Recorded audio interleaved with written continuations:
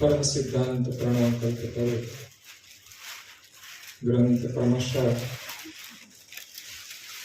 हेतु प्रथम અને ચોપાઈની પ્રથમ છે એ બધા સાથે જ ચોપાઈ ગાતા હોય છે એ પ્રમાણે સાક્ષી રાગમાં ચોપાઈઓ લખેલી છે.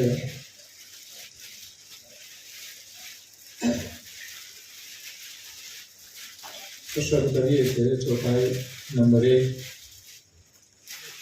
નામ વિલાસ નિરાકરણ પુણ્ય અક્ષર સમુદાય વેદ સહિત વિતપન ગાયત્રી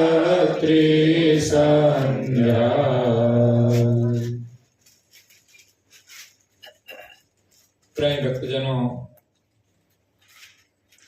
જ્ઞાન સંપ્રદાયના અધ્યસ્થાપક, અનંત બ્રહ્માંડાધીશ, વિશ્વનિયંતા,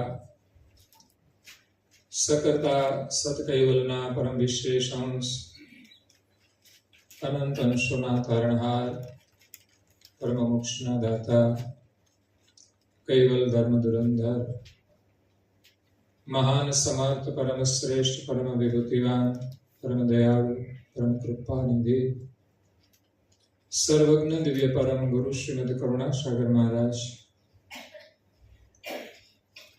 જગતના જીવોનું કલ્યાણ કરવા માટે, જગતના જીવોને જન્મ મરણના ત્રાસમાંથી મુક્ત કરવા માટે, જગતના જીવોને જગત કર્તાની ઓળખાણ કરવા માટે અકળ વિભૂતિનો દિવ્ય દેહ ધારણ કરી આ વિશ્વની અંદર 14 લોક અને 7 દ્વીપમાં પ્રગટ થયા. એમાં છેલ્લો આપણો 7મો જંબુદ્વીપ છે. એમાં દિવ્ય પરમ ગુરુએ જગતના જીવોને યથાર્થ જ્ઞાન દ્વારા પંચદશ ધર્મ ગ્રંથોની કે અષ્ટાદશ ધર્મ ગ્રંથોની રચના કરીને ઉપદેશ આપ્યો છે. એમાંનો આ પરમ સિદ્ધાંત પ્રણવ કલ્પતરુ ગ્રંથ છે. જેનો શુભારંભ થયો હશે એટલે નામાભિકરણની પણ ચર્ચા થઈ હશે. ગ્રંથના પ્રારંભમાં મંગલાચરણની રચના હોય છે. ભાગ્યે જ કોઈમાં ના હોય, નહીં તો મોટા ભાગના ગ્રંથોમાં દિવ્ય પરમ ગુરુએ, પૂજ્ય શ્રી અચરતભાઈએ, પૂજ્ય શ્રી નારણદાસજી મહારાજશ્રીએ મંગલાચરણથી ગ્રંથની શરૂઆત કરી છે. એ સિવાય અન્ય મહાપુરુષોના ગ્રંથો જોઈએ તો એમાં પણ એક વિવેક જોવા મળે છે. સૌપ્રથમ વંદના કરી, પ્રાર્થના કરી અને શુભ કાર્યનો પ્રારંભ કરવામાં આવે છે તો એને આપણે મંગલાચરણ કહીએ છીએ. એ મંગલ આચરણ છે, કાર્યનો એક વિવેક છે. પ્રારંભમાં આપણે ભગવાનની પ્રાર્થના કરીએ, સ્તુતિ કરીએ, વંદના કરીએ તો એમની કૃપાથી આપણું કાર્ય સફળ થાય અને આપણે જે કરી રહ્યા છીએ એમની કૃપાથી કરી રહ્યા છીએ એવા ભાવથી આપણે કરીએ તો ચોક્કસ આપણું કાર્ય સફળ થાય છે. અહીંયા જે મહાપુરુષોએ ગ્રંથો રચ્યા છે એમણે આ વિવેક કર્યો છે. પરમ ગુરુ કરુણાસાગર બાપજીએ પણ આ વિવેક કર્યો છે, કારણ કે એમના શિર ઉપર કૈવલ કરતા છે, એમનો સંદેશ લઈને આવ્યા છે, એમની ઓળખાણ કરવા માટે આવ્યા છે. તો એ સ્તુતિ કોને કરે? કૈવલ કરતાને કરે. આપણે મોટા ભાગે અગાધબોધ ગ્રંથનું મંગલાચરણ બોલીએ છીએ. આમ તો દરેક ગ્રંથના અધ્યયન માટે દરેક ગ્રંથનું મંગલાચરણ ગાવું જોઈએ, કારણ કે દરેક ગ્રંથનું મંગલાચરણ એને અનુરૂપ હોય છે. છતાં પણ આપણે એક મંગલાચરણ કરીએ તો પણ કંઈ વાંધો નથી. તો અહીંયા મંગલાચરણ પછી પરમ સિદ્ધાંત પ્રણવ કલ્પતરુ ગ્રંથનો કેતુ પ્રથમ છે. એમાં બી જુદા જુદા શબ્દનો પ્રયોગ થયો છે શાસ્ત્રની દ્રષ્ટિએ. કોઈમાં અંગ લખ્યું હોય, કોઈમાં સિદ્ધાંત લખ્યો હોય, કોઈમાં કેતુ લખ્યું છે, કોઈમાં ચોસરા લખ્યા છે.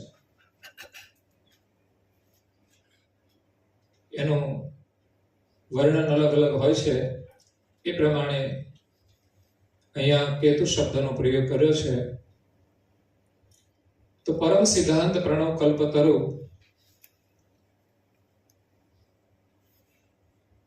પરમ ગુરુએ અહીંયા આ ગ્રંથ દ્વારા પરમ સિદ્ધાંતની સ્થાપના કરી છે અને એ પણ પ્રણવ દ્વારા. પ્રણવ એક કલ્પતરુ છે એમ કે છે, કે કલ્પતરુનો અર્થ આપણે એવો સમજીએ છીએ કે જે કલ્પના કરે તેની પ્રાપ્તિ થાય, જે ઈચ્છે તે મળે. એક તરુ એટલે વૃક્ષ છે, એના નીચે બેસીને આપણે કઈ કલ્પના કરીએ એ આપણને મળે. તો એવું કલ્પતરુ તો એક પ્રણવ છે, જેની છાયામાં રહીને અનેક સિદ્ધ પુરુષોએ, મહાપુરુષોએ પોતાની કલ્પના અનુસાર કાર્યો સિદ્ધ કર્યા છે. પણ અહીંયા છે સિદ્ધાંતની વાત કે આ જગતની અંદર ધર્મ માર્ગમાં અનેક મત પંથ છે, અનેક સિદ્ધાંત છે. તો દરેક ધર્મની ઓળખાણ એનો નિર્ણય સિદ્ધાંત દ્વારા થતો હોય છે. દુનિયામાં ભિન્ન ભિન્ન મતો છે, ભિન્ન ભિન્ન સિદ્ધાંત છે, એટલે ભિન્ન ભિન્ન સંપ્રદાય છે. વિશ્વના સર્જનહાર એક હોવા છતાંય અનેક મત, અનેક સિદ્ધાંત સર્જનહારની બાબતમાં એ સ્થાપિત કરેલા છે જગતમાં. પરંતુ પરમ ગુરુ આ ગ્રંથ દ્વારા એક સિદ્ધાંતની સ્થાપના કરે છે. આમ તો મૂળ સગુણ સિદ્ધાંત છે, નિર્ગુણ સિદ્ધાંત છે, અને પરમ ગુરુએ સકર્તા સિદ્ધાંતની સ્થાપના કરી છે. સગુણ જે અવતારોને કરતા માને છે, સગુણ સિદ્ધાંત નિર્ગુણ સિદ્ધાંત છે, નિર્ગુણ બ્રહ્મ છે, એ અકર્તા કહ્યું છે. એ કરતા નથી. એટલે એની અંદર ઘણા બધા રહસ્યો છે, પણ મારી દ્રષ્ટિએ તો પ્રણવની સાધના કર્યા વિના આપણે સંપૂર્ણ સ્પષ્ટ રીતે બધું નથી સમજાવી શકતા. જેમ અમારા જસવંતભાઈએ પ્રશ્ન કર્યો હતો, બધા રહસ્યમય પ્રશ્નો છે. પ્રણવની સાધના આપણે અધ્યયન કરીએ તો અર્થની દ્રષ્ટિએ જે કંઈ આપણને સમજાય એટલું સમજાય. બાકીના પ્રશ્નોનું સમાધાન આપણે અનુભવના ક્ષેત્રમાં જઈશું ત્યારે જ થશે. પણ અહીંયાથી જેટલું સમજાય એટલે આપણે આગળ વધીએ ને, તો આગળના જેમ જેમ સાધના વધે છે, અનુભવ વધે છે, એમ આગળના પ્રશ્નોનું સમાધાન થતું જાય છે. અને બીજું, એમની જ્યારે કરુણા થાય, કૃપા વરસે, ત્યારે જ સંપૂર્ણ સમાધાન થાય છે. પણ છતાંય અહીંયા જે કે વર્ણન કર્યું છે એના આધારે સિદ્ધાંત સમજવા માટે પર્યાપ્ત હોય છે. નિર્ણય કરવા માટે કે આ જગતના કરતા કોણ છે, એનો નિર્ણય આપણે કરી શકીએ કે ના, જગતના કરતા આ એક કૈવલ છે, અને ન્યાયિક રીતે એમણે પ્રતિપાદન કરેલું છે. એટલે અહીંયા દિવ્ય પરમ ગુરુ પરમ સિદ્ધાંત પ્રણવ કલ્પતરુ ગ્રંથને વિશે પ્રણવની સમજ દ્વારા કે પ્રણવના માધ્યમથી પરમ સિદ્ધાંતની સમજ આપવા માટે પ્રથમ મંગલાચરણ અને ત્યારબાદ પહેલો કેતુ છે, એની પહેલી ચોપાઈ પ્રથમો નિરાકરણ કેતુ. નિરાકરણ પહેલો જ કેતુ છે, નિરાકરણ. કોઈ જગ્યાએ નામ લખ્યું છે કે મને ખબર નથી હસ્તલેખિતમાં કેમ છે, નામ નિરાકરણ કે પ્રથમો નિરાકરણ કેતુ. તો અહીંયા નામની વાત છે, નામ વિલાસ નિરાકરણ. કેવલ કરતાએ જે જગતનું સર્જન કર્યું છે એ દરેક વસ્તુના ઉપર નામ આરોપણ કરેલું છે.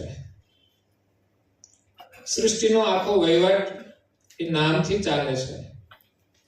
તો નામનો જે વિલાસ છે એનું દિવ્ય પરમ ગુરુ નિરાકરણ કરે છે કે પુની અક્ષર સમુદાય, પછી બીજો જે અક્ષરનો સમુદાય છે, કારણ કે નામ તો અક્ષરથી બને છે, એટલે નામ બનતા પહેલા તો અક્ષરો ભેગા થાય છે, અને અક્ષરો પાછા ક્યાંથી આવે છે, તો એનું નિરાકરણ કરતા કહે છે કે વેદ સહિત વિતપન કહું. અક્ષરો 52 છે, અને 52 અક્ષરનો આ બધો વિલાસ છે, એનાથી નામનું નિર્માણ થાય છે. ને દરેક વસ્તુના ઉપર, દરેક કાર્યમાં એ નામનું આરોપણ કરેલું છે, અને એનાથી આખા જગતનો વહીવટ ચાલે છે. આપણે ઘણી વાર કહીએ કે નામ તો નાશવંત છે, પણ એના વગર ચાલે એવો નથી વહીવટ. આપણે કે હાલો નામ વગર ચલાવીએ, પણ ચાલે એવો નથી. તો નાશવંત છે, પણ છતાંય નામથી આખી સૃષ્ટિનો વહીવટ ચાલે છે. એ નામ કેવી રીતે થયો? અક્ષરો દ્વારા. વેદ સહિત વિતપન કહું. વેદ, આમ તો દુનિયા તો 4 જ જાણે છે. કરુણાસાગર બાપજીએ 5મા વેદનું જગતની અંદર સ્થાપન કર્યું છે. વાસ્તવિક રીતે તો છે જ. તો 4 વેદ જગત જાણે છે, તો એનું પણ વર્ણન દિવ્ય પરમ ગુરુ અહીંયા કરે છે. વિતપન કહું. અને વેદનું જે વિત્ત છે, વેદ જેમાંથી ઉત્પન્ન થયા છે, એ પ્રણવ છે, મૂળ. એમાંથી કયા પ્રકારે આ 4 વેદનું સર્જન થયું છે. જેમ ઓમકાર પ્રણવ છે, એમાંથી પરા, પશ્યંતી, મધ્યમા અને વૈખરી એમ 4 પ્રકારની વાણીના ભેદ પડ્યા છે. પ્રણવ તો એક જ છે, પણ અક્ષર જે આપણે બોલીએ છીએ એ મૂળ આપણી નાભીમાંથી, ઓમકારમાંથી જે અક્ષરો, ત્યાં કર્તા માલિકની બધી અકળ રચના છે, ગોઠવણ આપણને કઈ ખબર નથી, આપણે તો જે ઈચ્છા થાય તે બોલી નાખીએ છીએ. કદાચ આપણને એટલી જાણકારી ના મળે કે ક્યાંથી આવે છે, પણ આપણે કેમ બોલવા જોઈએ, હું બોલવું જોઈએ એટલું સમજાય તો ઘણું સારું છે. કારણ કે વિવેક બોલવાનો બહુ મહત્વનો છે. આ દુનિયામાં મોટા ભાગના ઝઘડા વાણીના છે.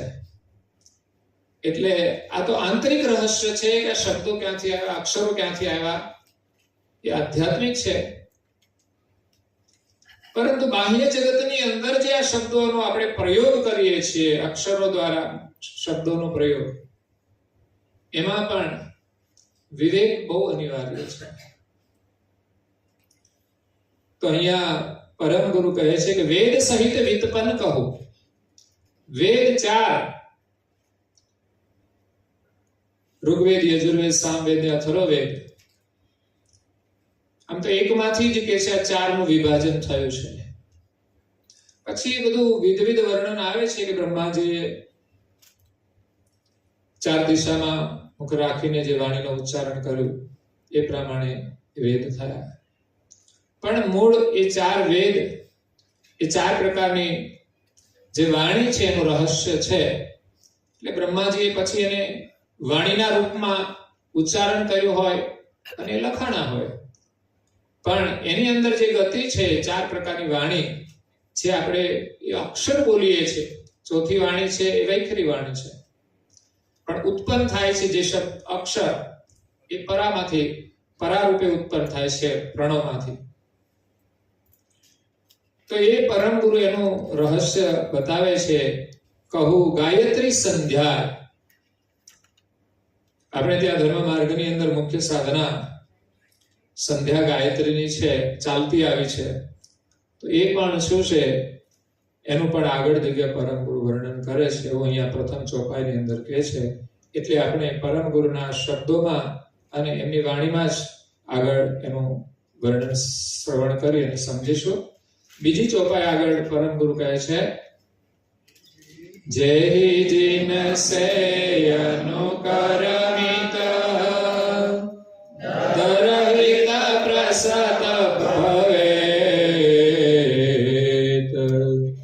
તેહિ તિન કે સુનો મરમિત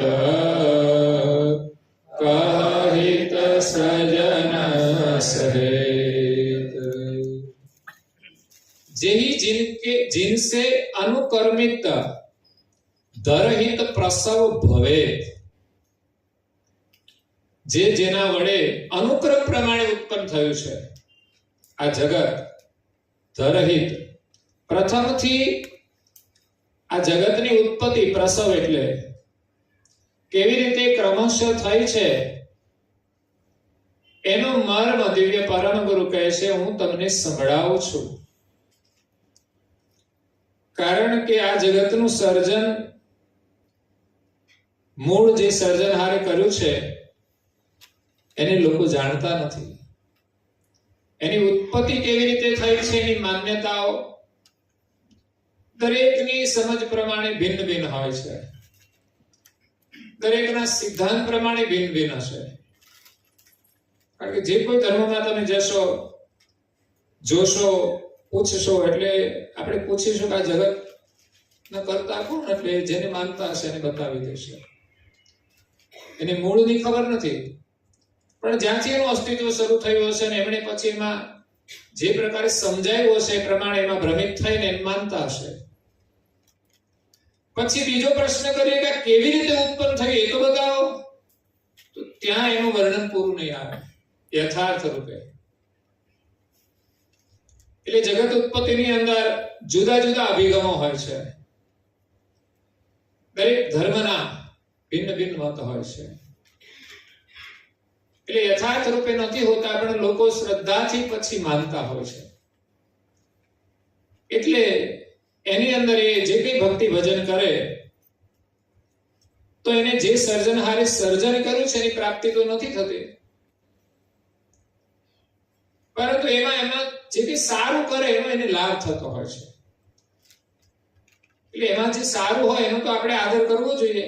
ઘણીવાર આપણા કરતા લોકો સારું કરતા હોય છે, સિદ્ધાંત એનો ભલે નીચે હોય, પણ અભ્યાસ કરવો જરૂરી છે. કે એની પાસે આ વ્યવહારની ઊંચી સમજણ કેમ છે.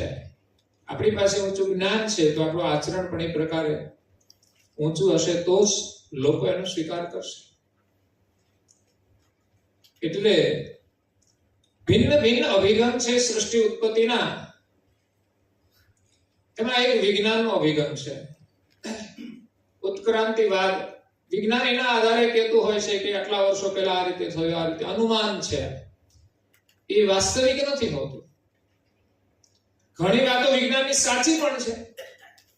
આજે આખા શરીરનું એને બોડી એનાલિસિસ કર્યું છે તો એના પ્રમાણે આપણે દવાઓ લઈએ છીએ, સારું થાય છે ને એમાં આપણે વિશ્વાસ પણ રાખીએ છીએ.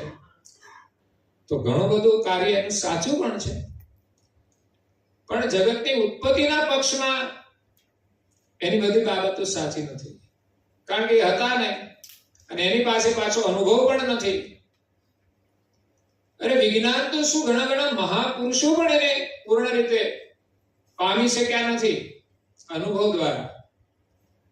તો એ ગતિ અગમ છે. એટલે જગત કરતાની સ્થાપનાઓ પણ ભિન્ન ભિન્ન છે, માન્યતાઓ પણ ભિન્ન ભિન્ન છે. એટલે જ આ જગતની અંદર ધર્મ માર્ગની અંદર ઝઘડાઓ ચાલે છે. મારા તારા ધર્મને લઈને. એ તો વિશ્વના એક જ સર્જનહાર છે, તો પછી એમાં કોઈ ઝઘડો રહેતો નથી. પણ જ્યાં સુધી માન્યતામાં જ ભેદ છે, સમજણમાં જ ભેદ છે, ત્યાં સુધી ઝઘડા રહેવાના છે. એક જ પરિવારમાં બધા સભ્યો રહેતા હોય છે પણ સમજણના અભાવે તો ઝઘડે છે. નહીં તો એક પરિવારના સભ્યો ઝઘડવાનું શા માટે? એમ આ ધર્મ જગતની અંદર પણ એક જ સર્જનહારના આપણે અંશ છીએ, એક જ પરિવાર છીએ, પણ દરેકની સમજણ જુદી જુદી છે. પરિવારમાં જેમ સદસ્યોની સમજણ જુદી હોય એમ આપણે એક જ પરિવાર છે, વિશ્વ વસુધૈવ કુટુંબકમ, પણ સમજણ દરેકની જુદી જુદી છે, મત જુદા જુદા છે, સિદ્ધાંત જુદા જુદા છે. એટલે ઝઘડાઓ થાય છે. વિજ્ઞાનનો અભિગમ ઉત્ક્રાંતિવાદનો છે કે આ જગતની અંદર ઉત્ક્રાંતિ આવે છે, પરિવર્તન આવે છે. પહેલા કંઈક હોય પછી કંઈક થઈ જાય.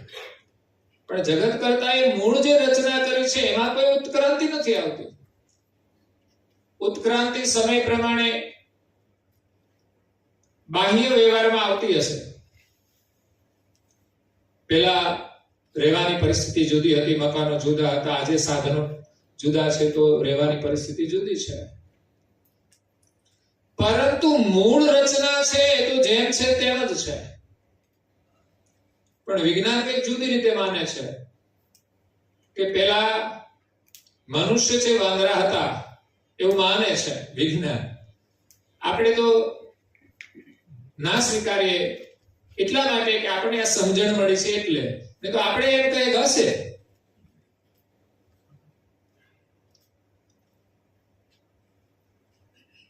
આમ સંસ્કાર થોડા કદાચ મળતા હશે વાંદરા જેવા, કોઈ વ્યવહારની દ્રષ્ટિએ તો વાત અલગ છે. પણ શારીરિક દ્રષ્ટિએ તો ભેદ છે કે વાંદરાને પૂંછડું છે, માણસને તો નથી. પણ વિજ્ઞાને પાછું એવું કહી દીધું કે ધીમે ધીમે ઘસાઈ ગયું. આજના વાંદરા છે એના ઘસાવા તો જોઈએ ને, પણ એના કોઈના ઘસાતા નથી, એમના એમ જ પૂંછડા વાળા ફરે છે. પણ એ પરમાત્માએ સર્જનહારે જે ઘાટોનું જે પ્રકારે નિર્માણ કર્યું છે એ પ્રમાણે ચાલ્યું આવે છે. પણ હા, સૃષ્ટિની અંદર ઘણા ઘાટો ઘણા સમયે નથી હોતા. જેમ આજે ડાયનાસોર છે એ નથી દેખાતા પણ હતા એવું વિજ્ઞાન કહે છે. પાછું પુરાણોમાં કે એમાં હોય તો મને ખબર નહીં, કારણ કે મેં બહુ અધ્યયન નહીં કર્યું પુરાણોનું. પણ ઘણી જાતિ લુપ્ત થાય છે અને ઘણી સમય પ્રમાણે પાછી આવતી હશે. એટલે આ જગતની રચના અદ્ભુત છે અને બહુ દીર્ઘકાળ ચાલનારી છે. એમાં આપણે ખાલી ટૂંકા પીરિયડ માટે જે કંઈ જાણતા હોય એની ખબર પડે. આજનું સાહિત્ય હોય તો કંઈક સીમિત સમયનું હોય, પણ લાંબા સમયનું સાહિત્ય તો હોતું નથી કે આ સમય આ હતું, એ અસ્તિત્વ રહેતું નથી. એટલે જે શરીરોનું નિર્માણ કર્યું છે માલિકે, એ તો જેમ છે એમ 84 લાખ પ્રકારના જે અંકુરો બનાવ્યા છે એ પ્રમાણે જ બધા શરીરો છે, એમાં કોઈ ફેરફાર નથી. એમ ઘણી માન્યતાઓ છે કે આ જગતની ઉત્પત્તિ આપોઆપ થાય છે. કારણ કે નથી જાણતા તો પછી આ જ રસ્તો છે ને, બનાવનાર કોણ છે ખબર નથી, પછી એક સિદ્ધાંત અનુસાર સમજાવે છે કે બધું આપોઆપ થાય છે. પરંતુ એ પણ અનુભવ પ્રમાણ નથી. પૌરાણિક માન્યતાઓ છે. આપણે ત્યાં જે આગળ મહાન પુરુષો થઈ ગયા, એમણે પોતાના અનુભવ પ્રમાણે મૂલ્યાંકન કર્યો. સંપૂર્ણ માલિકને જાણતા તો નહોતા, પણ એમની રીતે એમણે સ્થાપન કર્યું કે જ્યાં સુધીનું એમને અનુભવમાં આવ્યું એ પ્રમાણે એમને ભગવાનનું સ્થાપન કર્યું અને ઉત્પત્તિ બતાવી. પૌરાણિક માન્યતા છે ક્ષીરસાગર હતો, એની અંદર વિષ્ણુ શેષશૈયા ઉપર પોડેલા હતા અને એની નાભીમાંથી કમળ થયું. એમ એક માન્યતા છે, પૌરાણિક વાતો છે. એટલે ઘણી બધી વાતો એવી હોય છે કે માત્ર શ્રદ્ધાથી જ આપણે માનવાનું, એમાં જ્ઞાન નથી હોતું. અને નથી જાણતા એટલે આખી દુનિયા પહેલેથી માનતી આવી છે. હા, ઘણા જ્ઞાની પુરુષો થયા છે, બ્રહ્મવેતા પુરુષો થયા છે, એમણે આ બાબતની અંદર પ્રકાશ કરેલો છે. એટલે જ્ઞાન વિના એનો પ્રકાશ થતો નથી. નહીં તો આ દુનિયા માત્ર શ્રદ્ધાથી અનેક ઈશ્વરવાદની અંદર માને છે, પણ વાસ્તવિક ઈશ્વરને જાણી શકતી નથી. એટલે વિષ્ણુની નાભીમાંથી કમળ થયું, કમળમાંથી બ્રહ્મા થયા, બ્રહ્માથી પછી આ વિસ્તાર થયો. જ્યારે આપણે તો એક માર્કંડ ઋષિ થઈ ગયા, એમણે પણ એક ભજન બનાવ્યું છે. હે ગુરુજી, મહામંત્રનો મોટો છે મહિમા, એ વખાણું બ્રહ્મના ભેદમાં રે, એના ઋષિ મુનિ જપતા જાપ, હરિ નથી ચાર વેદમાં રે. ચાર વેદમાં એમણે કહ્યું ભગવાન છે ને. આ તો 4 વેદ, 6 શાસ્ત્ર અને 18 પુરાણમાં આવી ગયા છે. ભિન્ન ભિન્ન થઈ ગયું. પુરાણો નહોતા ત્યારે એટલી બધી ભિન્નતા નહોતી. તો 4 વેદના જ્ઞાનમાં હરિ નથી એવું આગળના કોઈ મહાપુરુષોના અનુભવમાં આવ્યું છે. એટલે આગળ બ્રહ્મવેતા, બ્રહ્મના અનુભવી મહાન પુરુષો થયા છે, એની ગતિ ઘણી અગમ હતી. એના ભજનો પણ અગમ છે. તો એમણે એમના વચનમાં કહ્યું, જેથી નિરંજન હતા નિરાકાર, એમાંથી શક્તિ દર્શન અને એમાંથી આ 3 ગુણ બ્રહ્મા વિષ્ણુ મહેશ થયા, એવો વિસ્તાર એમણે બતાવ્યો છે. એટલે એ તથ્ય ઘણું સાચું છે. હા, મૂળ સુધી નથી પહોંચ્યા કે નિરંજનની ઉત્પત્તિ કેવી રીતે થાય. તો બ્રહ્મ સિદ્ધાંતમાં કે બ્રહ્મમાંથી સહેજાસહેજ ઉત્પત્તિ થાય છે અને પાછું સમાઈ જાય છે. પણ સિદ્ધાંત પ્રમાણે સહેજાસહેજ કોઈ વસ્તુ થતી નથી આ જગતમાં. અને સહેજાસહેજ થાય એ નિયમ અનુસાર નથી થતું, ક્રમ સિદ્ધાંત પ્રમાણે નથી થતું. કોઈએ કઈ સંકલ્પ પૂર્વક આ જગતનું સર્જન કર્યું છે, એ પરમ ગુરુ જ્ઞાન મળ્યા પછી આપણને વિશ્વાસ આવે છે કે સંકલ્પ કરીને એમણે 84 લાખ પ્રકારના ઘાટોનું નિર્માણ કર્યું. નહીતર આ બધી વધઘટ થઈ જાય, ઓછું વધતું થઈ જાય, આપોઆપ થતું હોય સરખું ના ચાલે. એટલે કોઈ કહ્યું, બ્રહ્મ જ્ઞાનની વાતો પણ પરમ ગુરુએ લખીને સમજાયું છે કે આપોઆપ સૃષ્ટિ ઉત્પન્ન થાય છે. એના માટે અમુક દ્રષ્ટાંત આપેલો કે આ પાણીમાંથી લહેર કે છે આપોઆપ ઉત્પન્ન થાય છે, સમાઈ જાય છે. પણ પરમ ગુરુ કહે છે કે લહેર પણ આપોઆપ થતી નથી. પાણીમાં લહેર આપોઆપ આવતી નથી, એનું કોઈ કારણ છે. પણ લોકોને સમજાવી દે એટલે જગતના જીવો તો સામાન્ય ગતિવાળા છે, જીવદશાના છે, જ્ઞાન ના હોય એટલે પછી સ્વીકારી લે. એનું કારણ પણ પવન છે. એમાં બ્રહ્મમાંથી નિરંજનની ઉત્પત્તિ થવી એ આપોઆપ નથી, પણ એનું કોઈ કારણ છે. એ રીતે ભિન્ન ભિન્ન માન્યતાઓ છે જગત ઉત્પત્તિની, પણ પરમ ગુરુ એના મૂળ ઉત્પત્તિની વાત અહીંયા આપણને સમજાવે છે. જેવી રીતે અનુકર્મિત ધરહિત પ્રસવ ભવે, જે પ્રમાણે અનુક્રમથી આ ભવનો પ્રસવ થયો છે યા તો ઉત્પત્તિ થઈ છે, તેહી તિનકે સુનો મર્મિત, તેનો તમે મર્મ સાંભળો. રહસ્ય છે અને એ જ્ઞાન દ્વારા, તત્વજ્ઞાન દ્વારા એનું રહસ્ય સમજી શકાય છે. આ ઉત્પત્તિ કોઈ સ્થૂલ નથી. આ બ્રહ્માથી વિસ્તાર થયો પછીની સ્થૂલ સૃષ્ટિ છે, એ આપણને થોડી સમજાય, પરંતુ મૂળ જગતની જે ઉત્પત્તિ થઈ છે એ કેવી રીતે થઈ છે એના માટે એનો મર્મ દિવ્ય પરમ ગુરુ સમજાવે છે. કહિત સજન સહેત. કોને કહે છે? તો કે સજ્જનોને કહે છે. સહેત, પરમ ગુરુને આપણા પ્રત્યે હેત છે અને આપણું હિત પણ છે. હેત તો હિત વાળા પ્રત્યે જ હોય ને. માતા બાળકનું હિત વિચારે છે તો એમના હેત માટે કેટલો બધો પુરુષાર્થ કરે છે, કેટલી બધી એમની સાથે વાતો કરે છે, સમજે ના સમજે વારંવાર સમજાવે. એકની એક વાત બાળકને માં વારંવાર કહે છે, કારણ કે બાલ્યાવસ્થામાં રહેલું બાળક એને પહેલી વાર કહેલી વાત એ સમજતું નથી, એને કઈ ખબર જ નથી, માત્ર સાંભળે છે. એમ આપણું કેટલું સાંભળવામાં જતું રહેશે, કથાઓ કેટલી સાંભળવામાં જશે, પછી આપણી કઈક ભૂમિકા બનશે. પણ એની અંદર પરિણામ ત્યારે આવે છે કે બાળકનો એક હેત હોય છે માતા પ્રત્યે, બસ.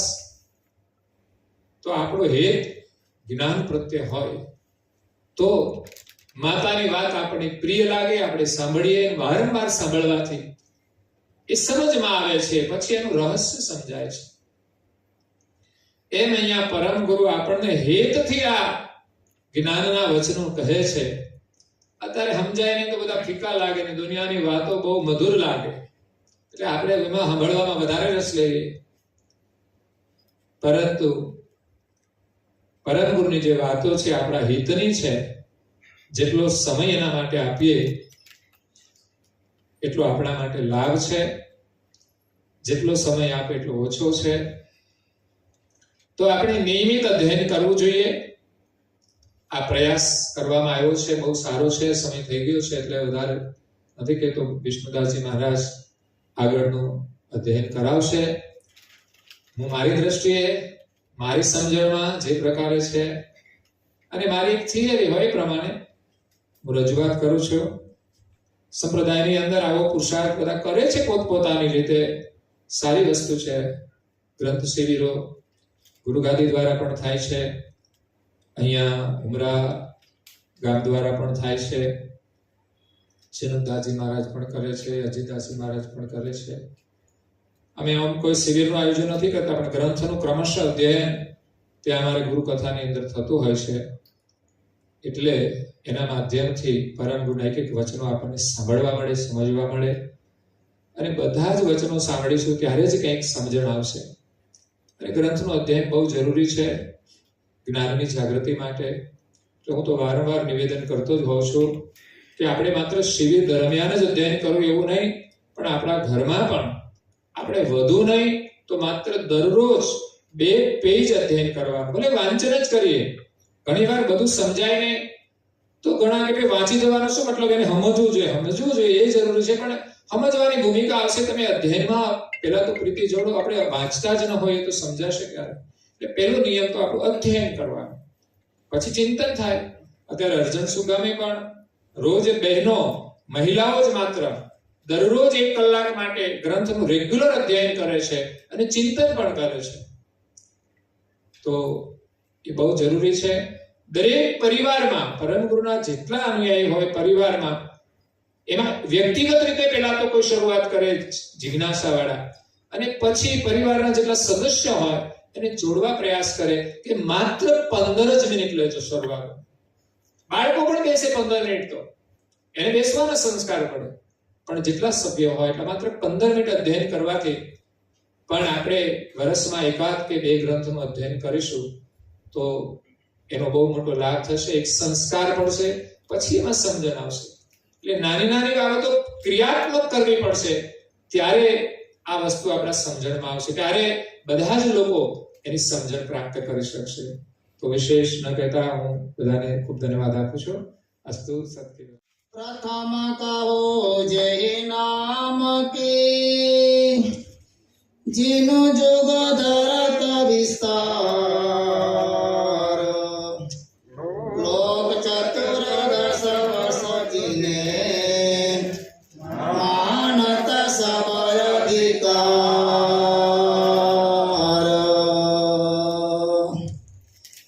પરમ શ્રેષ્ઠ, પરમ વિશેષ, પરમ દયાળુ, પરમ કૃપાળુ, પરમ ગુરુદેવ ભગવાન કરુણા સાગર, આપણને વિશ્વભરના મણિ ગાઢધારી ચૈતન્ય આત્માઓને અમૃતમય વાણી દ્વારા ઉપસ્થિત ધર્મ વિલાસી સજ્જનો, અહીંયા આપણે તપસ્વી રઘુરામ બાવાજીની પવિત્ર ભૂમિ, તપશ્ચર્યા ભૂમિ, એની અંદર આપણે અહીંયા 7 દિવસનું શિબિરનું આયોજન કરી છે. ઉમરાણા હરિભક્તે બહુ સારું કહેવાય. તો આ એવું કહ્યું કે 4થું ચેપ્ટર છે. દીદી બપોરના આપણને પ્રશ્ન ઉત્તરી થઈ. અત્યારે ધર્મપ્રિયદાસ મહારાજ શ્રીએ પ્રણવ સિદ્ધાંત, પ્રણવ કલ્પતરુની જે વ્યાખ્યા તો એમને કરી બતાવી 2 ચોપાઈઓની. અત્યારે આપણે 3જી ચોપાઈ છે. એની વ્યાખ્યા બધી થઈ ગઈ કે ભાઈ આ પ્રણવ સિદ્ધાંત, પ્રણવ કલ્પતરુ એ કોને કહેવાય છે?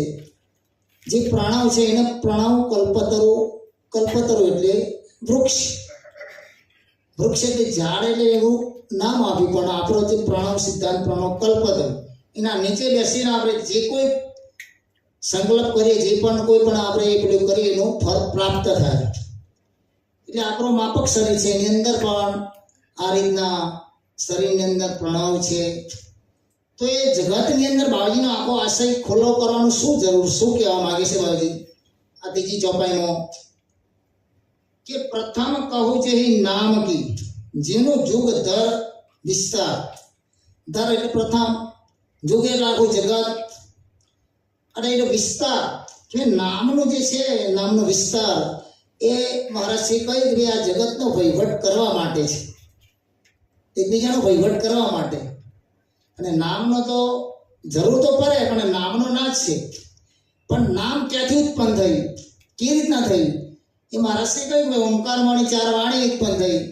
4 વાણીના 4 વેદો છે, સામવેદ, અથર્વવેદ, ઋગ્વેદ, અધુર્વેદ. પછી વાણી અગારે વિસ્તાર થયો, 6 શાસ્ત્રો થયા. એ તો ચોપાઈમાં આવે છે બધું, 5મી ચોપાઈમાં. પણ કે આ રીતના વેદો, પછી શાસ્ત્રો, પછી વ્યાકરણ, પછી 18 પુરાણ, આ બધું આ જગતની પ્રણાલિકા છે.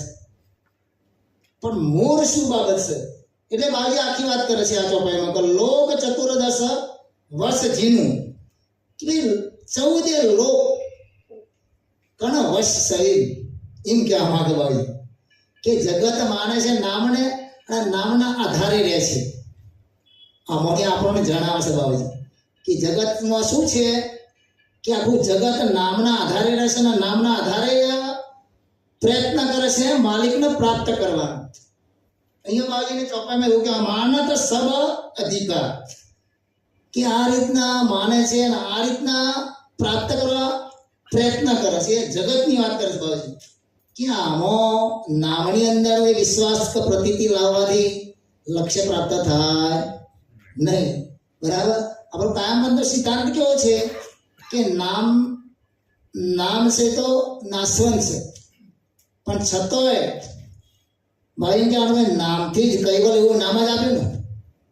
ભાઈજી એનો ખુલાસો કરે છે ને કે કૈવલ ભલે વર વિના વસ્તુ છે, પણ નામથી જ કઈ વાર કોઈ પ્રાપ્ત કરે એવું બાજી ચપાઈ નહીં આવો. પણ બાજી કે આનો મતલબ કે ભાઈ જગત તો નામ તો છોટા મહાત્મા બોલ્યા છે કે નામ તો સૌ કોઈ કહે છે, અક્ષરથી તો નામ કહે છે. અક્ષર મણ પ્રણવ ઘડે છે, પ્રણવ ઉઠે ચૈતન્ય મળે. ચૈતન્ય તો છે અણસત્તાય, સર્વે ચલે લોહ ચુંબક ન્યાય. એકર કેરો ભેદ જનાય તો ગુરુ ગમ ઓખો ઉગડે.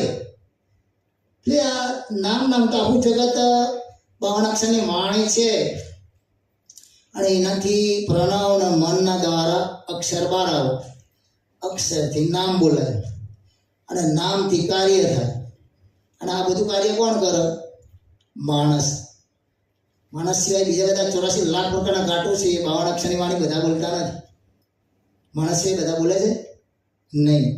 પશુ, પંખી, કૂતરા, બિલાડા, બીજા બધા 2 અક્ષર બોલે. 52 અક્ષરની વાણીનો ઉપયોગ કોણ કરે છે? માણસ.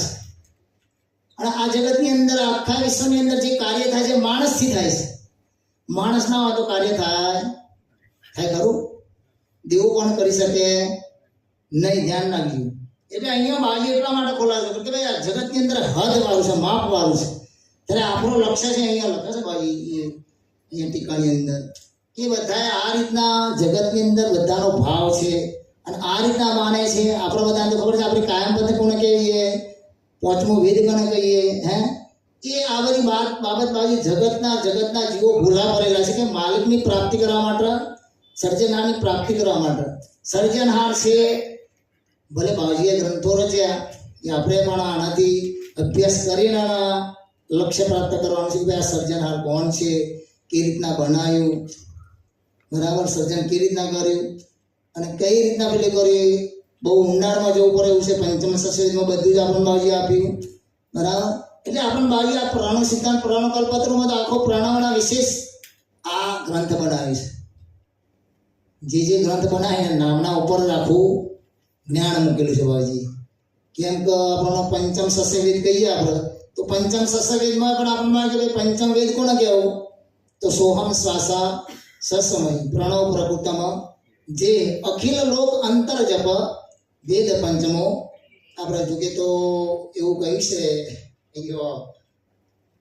જીવાભાઈ એમને કે ભાઈ જે લ્યો ગ્રંથિ ના આપણે જ બોલવાનું, બીજામાં જવાનું નહીં. પણ અહીંયા આપણે કેમ કીધું કે આ પ્રણાવની વાત કરવા આવી. તો વ્યાપકની અંદર અને માપકની અંદર, વ્યાપકની અંદર છે મહાદ છે અને આપણા શરીરમાં એના અલ્પ નમૂના આવેલા છે બધા જ. એટલે એ રીતના જેનો જેવો અભ્યાસ એવું વાક્ય થઈ શકે. બધા સંપૂર્ણ અભ્યાસી ના હોય, ભણેલા ઓછા હોય.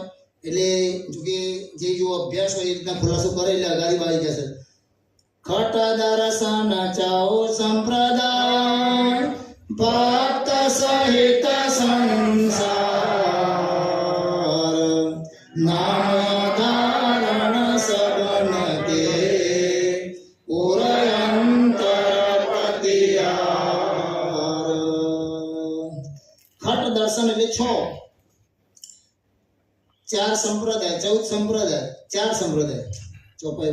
ભક્ત સહિત સંસાર, આખો સંસાર આખા વિશ્વની વાત કરે બાજી કે અનેક જે ભક્તો, હરિજનો, સજ્જનો અને સંતો બધા આખા વિશ્વની વાત કરે બાજી. સકળ શબ્દ વાપરેલો ઘણી જગ્યાએ, એટલે આખું વિશ્વ આવી જાય. બધા નામ આધાર સબન કહી.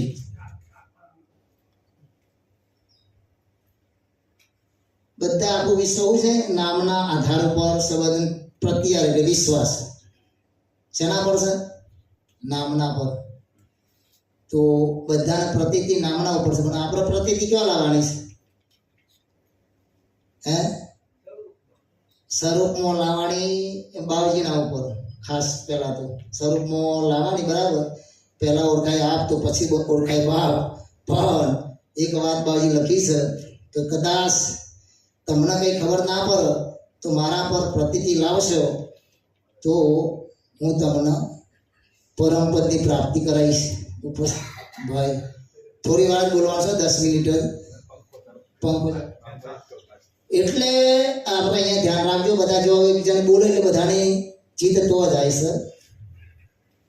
અહીંયા આપણા મેં પહેલા કહ્યું કે જેનો જેવો અભ્યાસ હોય એવો ખુલાસો કરી શકશું, બરાબર. ઠાકોરભાઈ બોલ્યા કે સ્વરૂપ ઉપર વિશ્વાસ, પણ બાવાજીની વાત શું છે, અઘાતબોધમાં બાવાજી વાત બોલે છે કે જો તમને બીજું બિલકુલ ખબર ના પડે તો કોઈ પણ મારા પર પ્રીતિ લાવજો. જોતાના મન કો હારી ધરો તો ગુરુ પરમ પતિ આહે, જદપી રીજ પરે તો પરમ પદ તુરત દેત દર્શાય. સકળ ચિંતામણી કે આવો કોઈ ચોપાઈ છે તો કે જો તન મન કો વારી ધરતો ગુરુ પરમ પતિ આહે. પરમ પતિ એટલે વિશ્વાસ. શું કરવાનું છે? પ્રતીતિનો અર્થ શું થાય? વિશ્વાસ, શ્રદ્ધા, વિશ્વાસ, પ્રતીતિ. કોના ઉપર? બાવી કહે છે મારા ઉપર. જો તન મન કો વારી ધરતો, તન ના મન, ધ્યાન રાખજો. તન એટલે શરીર, મન એટલે અંતસ્કરણ. આ જગત કરતા બનાય, કોને બનાય? તત્વો તો માલિકે બનાય ને, બરાબર.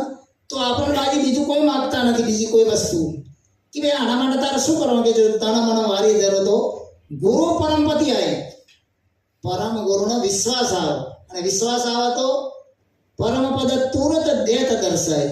મારામારી શેની છે આપણને? બાબાજીને શા માટે આવું પડ્યું? આ વિશ્વની અંદર પરમ ગુરુ આવું પડ્યું શા માટે? અડધા કલ્પે પછી કે આ જગતની અંદર અંશો જ્યારે કૈવલધામથી આવ્યા અને પરત પાછા ના ગયા ત્યારે કૈવલ કરતા એ પરમ ગુરુનો આદેશ આપ્યો કે ભાઈ આ જગતની અંદર અંશો પરત પાછા આયા નહીં, એટલે પરમ ગુરુનો આદેશ આપ્યો ને અહીંયા પરમ ગુરુ ક્રમે પહેલા નિરંજન ધામ, શક્તિધામ, બધા ધામો લોક બધા જ ગૌલોકના, વૈકુંઠના, સતલોકના, બધા લોક ચેતાતા ભૂમિ પર 7 દીપોમાં ચેતાતા આપણો જંબુદીપ છે. તો આપણને ખબર પડી જોઈએ કે ભાઈ શાના માટે આવ્યા. તો આ જગતમાં અમોજ આ જ ગ્રંથમાં બાવજી 5મા 6ઠા કેતુની અંદર બધો ખુલાસો કરેલો છે. બાવજી 250 ચોપાઈ છે એનામાં ખુલાસો બધો કર્યો બાવજી 5મા 6ઠા કેતુમાં કે બધું જ મળે અને બધું જ માણસ કરી શકે. રિદ્ધિ સિદ્ધિ, મંત્રો જંત્રો, આકાશમાં ઉડવું હોય, જે કરવું હોય, પાણી પર ચાલવું હોય, પતારમાં ઉતરવું હોય, જે તે બધા જ પ્રમાણો આપી દીધા. પણ એક આપના પતિ પદ મારા આગળ મળશે નહીં. તો આપણે કરવાનું કે બાજી કે તમે તમારા સ્વરૂપને ઓળખ્યા પછી મને ઓળખો. પણ બાજી પહેલાથી કહે છે કે મને તમે વિશ્વાસ લાવો મારા પર તો તમારો અંતરિક્ષમાં. બાજી તો સર્વજ્ઞ છે, અંતર્યામી છે, એટલે વાર લાગે નહીં. મહાપુરુષો ઘણા કહેતા હોય છે કે ભાઈ આપણી મતિ પરમ ગુરુની ગતિ અને કૈવલપતિ. આપણી મતિ પૂરેપૂરી આવી જોઈએ. ધ્યાન રાખજો, બધા અભ્યાસી બેઠા છે, બહુ જ અમારા કરતા બધા ભણેલા બધા હશે, અભ્યાસી હશે, બધી જ વાત સાચી. પણ બાવાજીની આ વિષય તો શું છે કે તમારા ખબર ના પડે કોઈ પણ મારા પર પ્રતિતિને વિશ્વાસ અને પતિવર્તે ન્યાય. આપણે અભ્યાસ ગમે જેટલો કરી લઈએ, સોભરી ગમે જેટલું લઈએ, આદિ ગમે જેટલું કરી લઈએ, પણ જો આપણે પ્રેક્ટિકલમાં ના મૂકીએ તો કદી કારે આપણને એનું પ્રમાણ મળી શકે નહીં, એટલે એનો ફાયદો મળે. એટલે લક્ષ્ય પ્રાપ્ત ના થાય. જેને જે વસ્તુ જ્યારે પેલો થઈ જાય પૂરેપૂરું જ્ઞાન, ત્યારે કોઈ પણ માણસ પછી કોઈને પરિઉત્તર કરવા માટે, કોઈને કેટલા હદ છે એવું કરવા માટે પેલું તૈયાર ના થાય. પરિઉત્તર તો જોઈએ, કોઈ પણ જે પ્રશ્ન ઉત્તર તો હોવી જોઈએ, પણ બધા જ એટલા અભ્યાસી બધા નથી. આમ તો દયાળુ તો એવી વાત કરેલી છે કે સર્વગુણ સંપૂર્ણ આ જગતમાં કોઈ નથી પરમ ગુરુ સિવાય. બાજી ગ્રંથોમાં એવી વાત કરી કે આ પરિપૂર્ણ છે તો પરમ ગુરુ સિવાય વિશ્વમાં કોઈ છે નહીં. એટલે આપણે તો આ વિષયની વાત કરીએ કે નામ આધાર સબન કહી ઓર અંતર પતિયા. આ બધાનો પતિયા એટલે વિશ્વાસ તો છે, પણ હેના પર છે? નામના આધાર ઉપર. તો નામ તો નાશવંત છે. નામ તો કહ્યું ના આપણે ભાઈ નામ તો સૌ કોઈ કહે છે, પણ નામ અક્ષરથી બને છે. અક્ષર મન પ્રણવ ઘડે છે. એકલો પ્રણવ એ અક્ષર ના બોલાય અને એકલું અંતસ્કરણથી નામ બોલ અક્ષર ઉપર નહીં. કોઈ પણ અભ્યાસી હોય તો પ્રણવને બંધ કરી દે, કુંભ કરી દે, તો જાગૃતિ અંતસ્કરણ તો પણ અક્ષર બહાર નીકળે નહીં. અને અંતસ્કરણને પેલું કરીને કબજે કરે અને પ્રણવ ચાલો તો પણ નામ બહાર આવે. 2 હાથ વગર તારી પર એટલે મન અંતસ્કરણ દ્વારા અક્ષર બહાર આવે છે આપણા શરીરની અંદરથી. પણ એ ક્યાંથી ઉઠશે, કેમ બોલાય છે ને શું છે, હજી આપણને એની પૂરેપૂરી માહિતી અનુભવ મળતો. એ અભ્યાસી પુરુષો ઘણા થઈ ગયા. આપણે તપસ્વી રઘુરામ બાવાજી છે, મહાન મહાન પુરુષો થઈ ગયા પ્રણવની સાધના કરવાવાળા. પ્રણવમાં જેવી તેવી બાબત નથી, અવલૌકિક પ્રણવ છે. તો અત્યારે જે વિષય બાજુ બોલે છે આ ચોપાઈની અંદર, એ તો જગતની વાત કરે છે કે જગત છે ઈષ્ટદેવને કે માલિકને માનવા માટે ખાલી નામના આધારે જ પ્રત્યાર વિશ્વાસ લાવે છે. પણ બાવાજી ના પાડે છે કે નામના આધારે પોતાનું સ્વરૂપના કરતા મળશે નહીં. જગત તો બધા દાડે પોપડે વળેલું છે. અને આ ચોપાઈમાં કહે છે બાવાજી કે ભાઈ આ જગતમાં કેવું છે અને શું છે બાબત, એ આ 5મી ચોપાઈમાં કહે છે બાવાજી. અષ્ટાદશ કટ નવમય और ग्रंथ इतिहास जिने निज मत सब मिले किए नाम विश्वास. अष्टादश खट नव मणि और ग्रंथ इतिहास नीचे निज मत सब मिले किने नाम विश्वास. ઉપરની ચોપાઈને જોવો જ વિષય. ખટ 10 એટલે 18 પુરાણ, અષ્ટાદશ એટલે 18 પુરાણ, અને ખટ 9 એટલે 6 શાસ્ત્રો 9 વ્યાકરણ. એ તો આપણે પહેલા વાત કરી. 4 વેદો, 6 શાસ્ત્રો, 9 વ્યાકરણ, 18 પુરાણ. ચોપાઈમાં આમ લીધી છે. આપણે એ રીતના બોલીએ. પ્રથમ પહેલા વાણીનો ઉદ્ભવ થયો, અને વાણીનો ઉદ્ભવમાંની 4 વાણીમાં 4 વેદોની ઉત્પત્તિ કરી. પછી વાણી પછી પાછા 6 શાસ્ત્રો કરે. 6 શાસ્ત્રો કર્યા, વ્યાકરણ, પછી 18 પુરાણ, એ બધું ડાળા પકડો ગયા બધો. એટલે ઓર ગ્રંથ ઇતિહાસ આ જગતની વાત કરે ભાઈ. નીચે નિજ મત સબ મિલી કેવું નામ વિશ્વાસ. આખા વિશ્વની અંદર નીચે એટલે નક્કી કરી દીધી કે નામના આધારે આ રીતના બધાનો વિશ્વાસ રહ્યો અને આ રીતના કામ થશે એવું આ વિશ્વની અંદર બધા જગતની માન્યતા છે. પણ એ બાવાજી ના પાડે છે કે ભાઈ એમાં કોઈને આપણું પોતાનું આપનું પ્રતિપદ મળશે નહીં. આપનું પ્રતિપદ પ્રાપ્ત કરવા માટે તો જ્ઞાન સંપ્રદાય, 5મો વેદ, સસમ વેદ, એમાંની આપણે લક્ષ્ય પ્રાપ્ત થવાનું છે. આ જગતની અંદર 4 વેદોમાં કે શાસ્ત્રોમાં કે વ્યાકરણમાં કે 18 પુરાણમાં મળવાનું નથી. મૂળ ખોજ કરવી પડે. તો મૂળ ખોજ એટલે કૈવલ કરતાની જે સૃષ્ટિ રચના કર્યા પછી આ જગતની અંદર અંશોની વાત તો સારી કરી મહેશભાઈએ આપણા અહીંયા બપોરના કે 2 વૃત્તિ પહેલી, એક અંતર્વર્તીની, એક બાહ્યવૃત્તિ. બરાબર. એ પહેલી વૃત્તિની વાત કરી કે અંતર્વર્તી દ્વારા અંશો ઉત્પન્ન કરે અને બાહ્યવૃત્તિ દ્વારા જગત ઉત્પન્ન કરે. બરાબર. બપોરના પ્રકાશ ભ્રમવૃત્તિનો સંજમ ભોગવૃત્તિનો ખુલાસો કરે. એટલે એ રીતના આપણે બધા કાયમબંધી છે. તો આપણે બધાને પરમપદ પ્રાપ્ત કરવા માટે 84 લાખ પ્રકારના ઘાટોમાંથી મુક્ત થવા માટે શું કામ આવે એ તો આપણે બધાને ખબર છે. વારંવાર સાંભળીએ છીએ. આપણે બધા કાયમપંથી જ્ઞાન સંપ્રદાયમાં જોડાયેલા છીએ. આમ તો આખું જગત કાયમપંથ જ છે.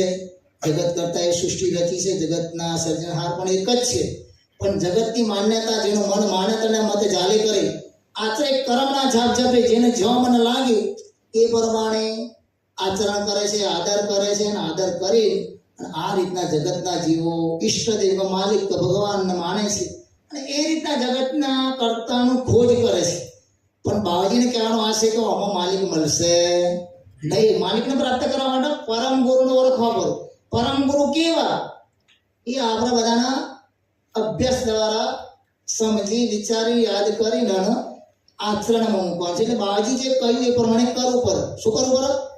બાવાજી જે આપણે બતાવી એ પ્રમાણે કરવું પડે ને. કોઈ પણ વસ્તુને આપણે પ્રાપ્ત કરી હોય, એડ્રેસ તો આવ્યું પણ આપણે જવા માટે તો જવું પડે. બોમ્બેનું એડ્રેસ આપ્યું, બોમ્બે નહીં ગયા તો એડ્રેસ કોઈ આપી તો પછી જવું તો પડે ને. એમાં આપણને બાવાજી કહે ભાઈ કે રીતના તમારા લક્ષ્ય પ્રાપ્ત કરો એ રીતના તમે કરો. તો પહેલા તો ઘણા મહાપુરુષો કહે છે કે ભાઈ પહેલા તો આપણું આચરણ જ બદલાયું નથી. પરમ ગુરુ તો હું વાત કરી કે ભાઈ જૂઠ પ્રપંચ ચોરી ઓર હેરી હરિજન સંગ રહુના નેરી. આ પહેલું તો આ વાત કરો. પછી કે 4 ધારણ કરવાના છે. દયા, ક્ષમા, ઉર્દિનતા, પરદુકો હર એટલે આ 4 ધારણ કરવા, પેલા 4 બાદ કરવાના. એટલે ઉપસ્થિત ધર્મવિલાસી સજ્જનો, જો કે લોભી કથા કરવાની નથી, કેમ કે બધા ટાઈમ આલીને ગયા. શનિભાઈ તો બાબુજી ખાલી 5-10 મિનિટ જ બોલો, બરાબર, એવું કઈ ગયા. એટલે આપણે બધા તો કાયમપંથી છીએ. તો આપણો કાયમપંથ કોને કહેવાય? સત્સંગવેદ કોને કહેવાય? ઘણા સૂક્ષ્મ વેદ કે આપણા સંપ્રદાયમાં, આપણા સંપ્રદાયમાં પણ સત્સમ વેદ બોલ્યા બાજુ. શું બોલે? સ્વસમ, એટલે જેમાં ઉત્પન્ન થી એમાં સમી જાય. અને અડધા સૂક્ષ્મ વેદ કે પરિવાર, અડધા કેવલ કે કેવલ, કેવલ, કૈવલ અને કૈવલ્ય 3 વસ્તુ છે. કેટલી? કેવલ, કૈવલ્ય અને કૈવલ. આપણે કૈવલ બોલવાનું છે, ઘણા તો કેવલ બોલે છે. એટલે કેવલ ફક્ત એક, એટલે કૈવલ 2 માત્ર બોલે કૈવલ કહેવાય. જે કૈવલ વળવાનો મસ્ત હે, વલ વસ્તુ મિલ જાય, નામ રૂપ ગુણ વળ થકી નિત તિત વિત સડા.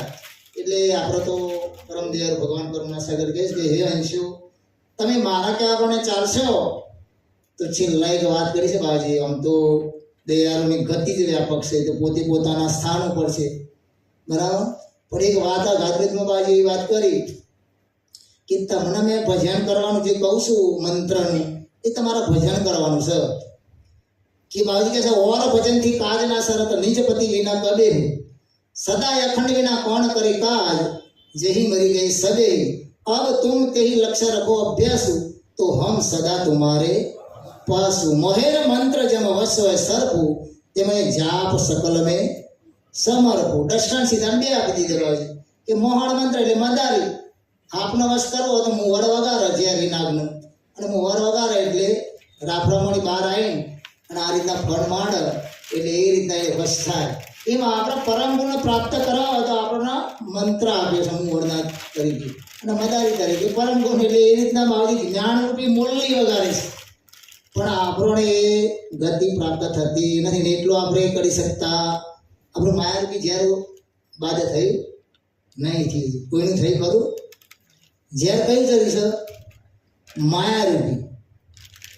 કયું ઝેર ચડ્યું? માયારૂપી ઝેર ચડ્યું. માયારૂપી ઝેર બાબાજી આપણને જે લક્ષ્ય આપે, જ્ઞાન આપ્યું, એ જ્ઞાન દ્વારા આપણો માયાનો મોહ બાદ થવો જોઈએ. ત્યારે કે હું તમારા જોડે જ છું, પણ કેવું કે મારા માલિક અખંડ છે, નિત્ય છે, કાયમ છે, અજર છે, અવિનાશી છે, અક્ષય છે. એવો તમારો ભાવ હતો, હું તમારા જોડે જ છું. અને જો એવો ભાવ ના હતો કરોડ જોજો દૂર છું, બરાબર. તો ઉપસ્થિત ધર્મવિલાસી સજ્જનો હોય તો બધા 2-4 દાડા સુધી કથા સત્સંગ ચાલવાનો છે, બરાબર. પ્રશ્ન ઉત્તરી પણ ચાલવાની છે. જેવું અમને પરમ દયાળુને અભ્યાસ પ્રમાણે જેવું ફાવ્યું તેવું બોલ્યા. શ્રીમંત કરુણા સાગર ભગવાન નરવેશ સાગર મહારાજ કી, મહાન તપેશ્વરી રઘુરામ મહારાજ કી જય. શ્રી અવિચળદાસજી મહારાજ. સત્ય